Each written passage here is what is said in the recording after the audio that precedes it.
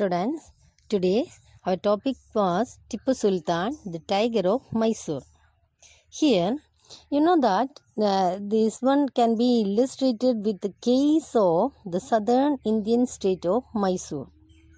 Mysore had grown in strength under the strong leadership of powerful rulers like Hyder Ali and his son Tipu Sultan. Hyder Ali's rule from 1761 to 1782. His son Tipu Sultan ruled from 1782 to 1799. Under his rule, Mysore controlled the profitable trade of the Malabar coast, and the East India Company also purchased pepper and cardamom. In 1785, Tipu Sultan stopped the export of some items like sandalwood, pepper, and cardamom, and only he disallowed the local merchants from trading with the company. And Tipu Sultan also established a strong relationship with the French. And with the help of the French, he modernized his army. And British were very furious, they were very angry, and they saw Hyder and Tipu were the dangerous personalities. And at that time, the British rulers who had to be controlled, they had decided to control and crushed these two rulers. And they have engaged into 4 wars fought with Mysore. The last one, that is the Battle of Seringapatam. And at that, the last war or the final war, in the Seringapatam war, the company ultimately win a victory. And Tipu Sultan was killed. After defending his capital Seringapatam, and Mysore was placed under the former ruling dynasty of Vodayas. And finally, this also, they are using the subsidiary alliance was imposed on the state. Next, with war with the Marathas. Who were the Marathas? The Marathas were, they have to belonging in different dynasties. That is, Scindia, Holkar, Gaikwad and Bhonsle. The Maratha dynasty means they were belonging to the different chiefs or belonging to the different dynasties such as Scindia, Holkar, Gaikwad and Bhonsle. And the late 18th century, the company also sought to curb and eventually destroy the Maratha power. And they are defeating to the Third Battle of Panipat in the year of 1761. And they were divided into many states. That's why these are different chiefs belonging to different dynasties such as Scindia, Holkar, Gaikwad and Bhonsle. They were the Marathas. These chiefs were held together in a confederacy, make a confederacy. Confederacy means they will make an alliance under Peshwa, that is the Maratha ruler, Peshwa. Peshwa means that is a principal minister. And he became its effective military and administrative head based in Pune. 2 famous Maratha soldiers, they are Mahaji Scindia and Nana Patnis. They were the 2 famous Maratha soldiers and the statesmen of the late 18th century. The Marathas were subdued in a series of wars. In the first war entered in 1782 with the Treaty of Salbai. In that war there was no clear victor.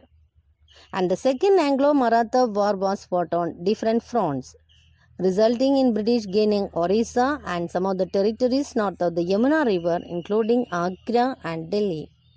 Third Anglo-Maratha War in the year of 1817 to 19.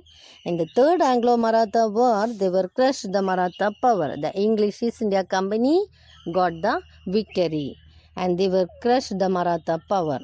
And Peshwa also removed and that person away to Bitur near Kanpur with a pension.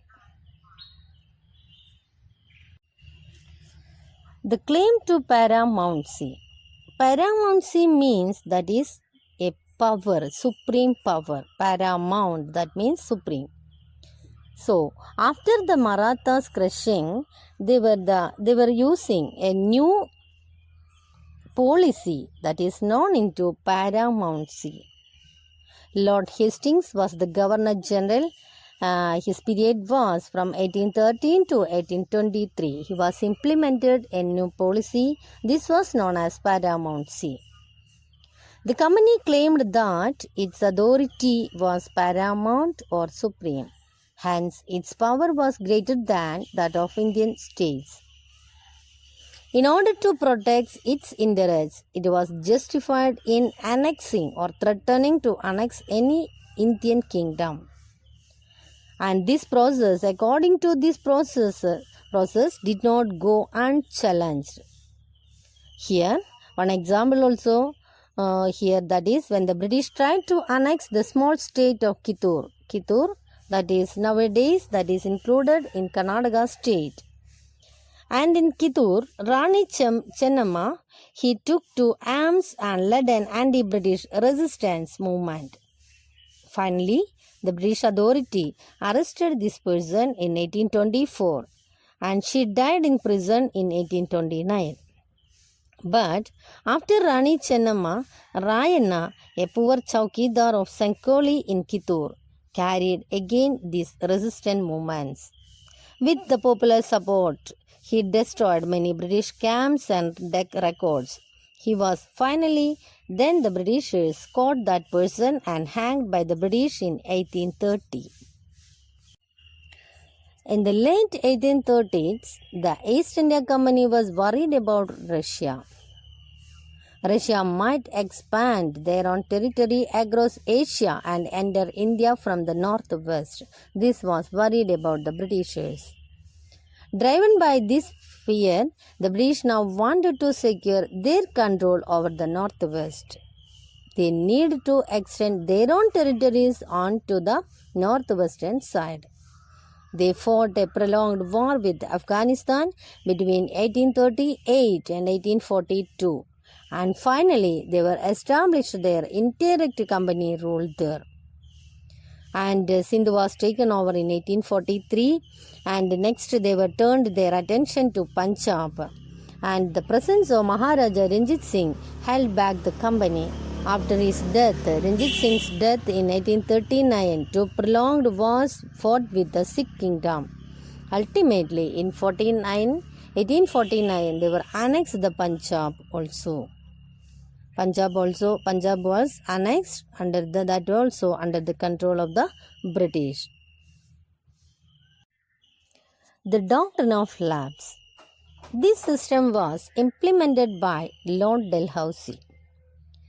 We already studied they were implemented, the British authority or the East India Company, they were implemented several policies due to the annexation. So this was the last one, the doctrine of lapse. This was implemented, the Governor General of Lord Dalhousie, from 1848 to 1856. This doctrine declared that if an Indian ruler died without a male heir, his kingdom would lapse. That means that is become a part of the company territory. One kingdom after another was annexed by applying this doctrine. Several examples also there. They were using in 1848, they were used this, the doctrine of lapse. They were annexed Satara. Then in the year of 1815, Sambalpur was annexed. In the year of 1852, Udaipur also annexed. Then Nagpur in 1853 and Jhansi in 1854. And finally, in 1856, the company also took over Oudh. This time, the British added an argument. They said that they were obliged by duty to take over Oudh in order to free the people from the misgovernment of the Nawab. That also their policy. And then here the people of Oudh also joined a great revolt that broke out in 1857. In 1857, revolt was known as the First War of Independence. The new topic was setting up new administration. Now this time in the period from 1773 to 1785, Warren Hastings was the Governor General. And his role also very important. He was a leading personality and he was very powerful, and his time his role was in the expansion of the company power, that is very important.